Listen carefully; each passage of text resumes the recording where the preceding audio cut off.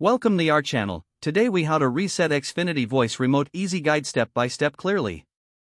To reset your Xfinity voice remote, start by locating the setup button.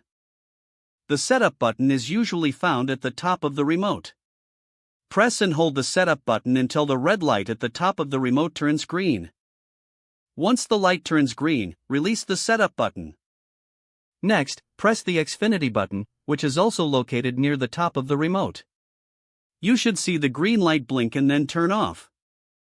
Now, press the button corresponding to the device you want to control, like TV or AUX. The green light should blink and then remain on. Next, enter the code for your specific device. You can find a list of codes in the Xfinity user manual or on their website. After entering the code, the green light should turn off. Once completed, test the remote to ensure it is functioning correctly. You should now have a fully reset Xfinity voice remote. If you continue to experience issues, consider checking the battery or contacting customer support for assistance. If the page does not load, refresh the browser or try again in a private or incognito window. Make sure you are using the correct email address, then retype it carefully to avoid small typos. If your password is not accepted, use the reset option and create a new strong password you can remember. Check your spam folder for verification or security emails, then complete any requested confirmation steps.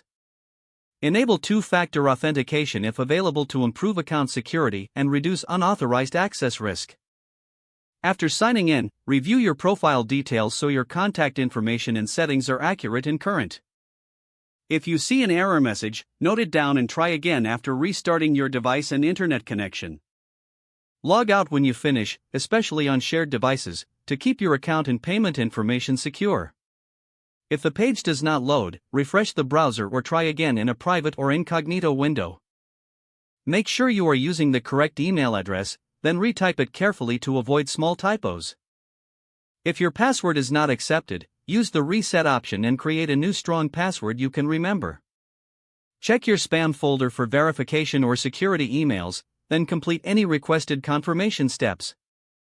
Enable two-factor authentication if available to improve account security and reduce unauthorized access risk. Don't forget to like this video and subscribe to our channel for more step-by-step tech guides.